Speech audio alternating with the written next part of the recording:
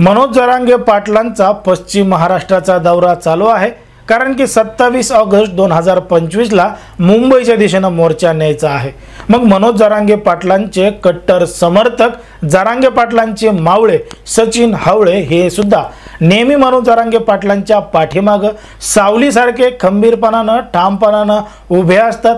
मनोज जरांगे पाटलांच्या प्रत्येक दौऱ्यामध्ये सहभागी असतात। आता या पश्चिम महाराष्ट्राच्या दौऱ्यामध्ये सुद्धा सचिन हावळे पाटील हे मनोज जरांगे पाटलांच्या दौऱ्यामध्ये सहभागी झाले होते। वेळोवेळीच्या अपडेट हे समाज बांधवांना देत होते।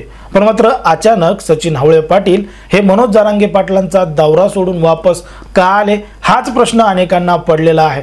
पण मात्र ते नेमकं वापस कशामुळे आले, काय आले हे स्वतः सचिन हावळे पाटील यांनी सांगितलंय। ते नेमके काय म्हणतात बघा हा व्हिडिओ।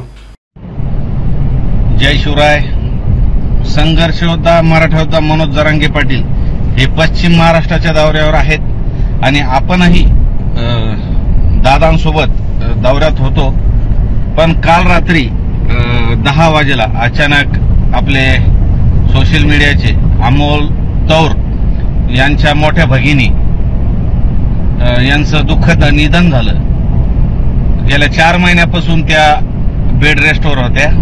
त्यांची प्रकृती अत्यंत खराब होती आणि काल अचानक सांगली जवळ आम्ही दौऱ्यात ताफ्यात पोहोचलेलो असताना फोन आल्यामुळे आम्ही सांगली येथून वापस येऊन रिधोरी हे गाव तालुका माजलगाव या ठिकाणी रात्री 2-2:30 ला पोहोचलो आणि आता मयत करून मी संभाजीनगरला चाललोय।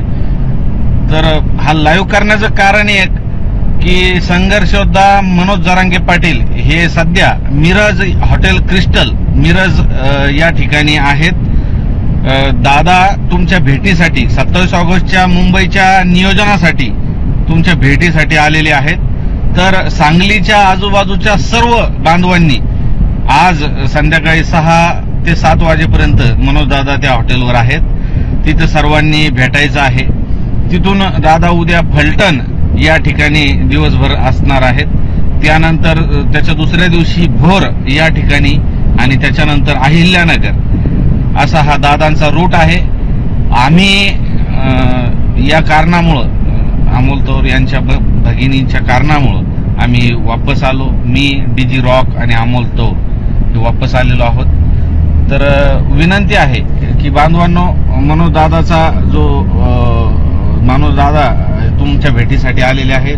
तर कुणीही आणि प्रत्येक गावागावात तालुक्यात वाड्या वस्त्यांवर पोहोचणं सर्वांचं शक्य होणार नाही आमचं। त्यामुळं आपण आपले गाव काबीज करा। आपापल्या गावामध्ये चावडी बैठका घ्या, सर्कलमध्ये घ्या, तालुक्यात घ्या, शहरात घ्या, दुसऱ्या इतर तालुक्यात जाऊन तुम्ही चावडी बैठका घ्या। 6 कोटी मराठी आपल्याला मुंबईला न्यायचे आहे। हे एकट्या दुकट्याचं काम नाही। सर्वांनी यामध्ये मेहनत घ्यायची आहे। आज मी संभाजीनगरला जाऊन पुन्हा दादासोबत जॉईन होण्याचा उद्या प्रयत्न करतो। तुर्तास थांबतो। पण विनंती आहे की पोटतिडकीनं सांगतो की मुंबईला जास्तीत जास्त संख्येने आपल्याला जायचं आहे। 4 व्हीलर आपल्या काढायच्या आहेत। दुसऱ्यांच्या कोणाच्या 4 व्हीलर उभ्या असतील तर त्या 4 व्हीलर घेऊन जायच्या आहे। नाहीच काही भेटलं तर प्रत्येकाकडे 2 व्हीलर असते। 2 व्हीलरवर का होईना आपल्याला मुंबई गाठायची आहे। ही शेवटची संधी आहे। यात कुणीही कमी पडू नका।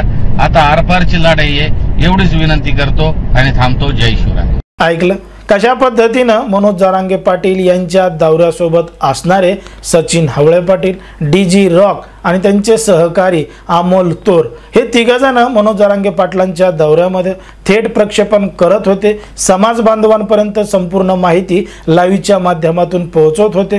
पण मात्र अचानक अमोल तौर यांच्या मोठ्या बहिणींसोबत दुःखद घटना घडली, त्यांचं निधन झालं। म्हणून सचिन हावळे पाटील यांना त्यांच्या सहकार्यासोबत या दौऱ्यामधून वापस यावं लागलं असं सुद्धा स्वतः सचिन हावळे पाटील यांनी सांगितलेलं आहे। आता मनोज जरांगे पाटलांचा पश्चिम महाराष्ट्राचा दौरा सुरू आहे आणि मुंबईला जाण्याची जोरदार तयारी सुद्धा सुरू आहे। आता ज्या पद्धतीनं सचिन हावळे पाटील हे मनोज जरांगे पाटील यांच्यासोबत ठामपणानं खंबीरपणानं उभे असतात, ते नक्कीच इथून पुढच्या दौऱ्यामध्ये सुद्धा सहभागी होतील आणि समाज बांधवांना वेळोवेळीच्या अपडेट देतील आणि ज्या पद्धतीनं मुंबई मोर्चाची तयारी सुरू आहे त्या पद्धतीची सगळं संपूर्ण माहिती हे आपला वेळोवेळी देतील असं आपल्या या ठिकाणी वाटतं।